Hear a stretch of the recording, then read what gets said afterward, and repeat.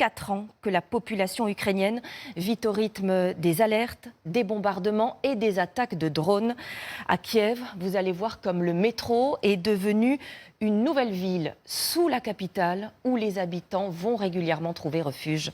Charlie Nurel et Cécile Marchand avec sur place François-Xavier Ménage. À l'aube, le 24 février 2022, les premières frappes dans la banlieue de Kiev. Les premières sirènes plongent les Ukrainiens dans la guerre. Le quotidien de milliers d'habitants s'enracine dans le métro. Le bruit des sirènes, ça vous rend fou. Alors par comparaison, ici, la vie paraît plus normale. Mais de toute façon, c'est la guerre. Il va falloir s'habituer à ça. 4 ans désormais, qu'il est devenu le visage du refuge. C'est sous terre que la jeunesse passe son premier nouvel an en guerre. Je ne veux pas risquer ma vie pour passer cette journée comme avant, car notre vie a changé. C'est dans les stations de métro aussi qu'on apprend les gestes de premier secours.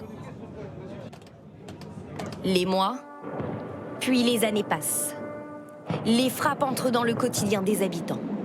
Le métro reste le meilleur abri lors d'attaques massives, comme en janvier dernier. On ne descend pas très souvent.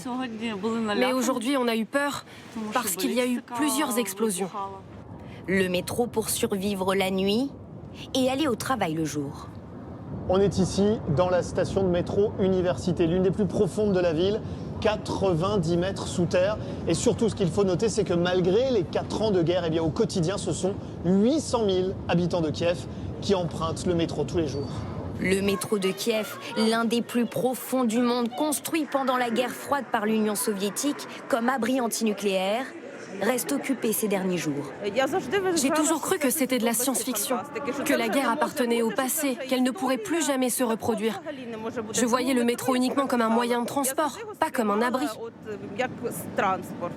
Pour la première fois en 4 ans, le 31 janvier dernier, le métro est évacué, plongé dans l'obscurité par une coupure de courant massive. Le métro de Kiev, au fil de la guerre, est devenu le symbole de la résistance de Kiev. Chanté d'ailleurs en mai 2022 par Bono, la figure emblématique du groupe U2.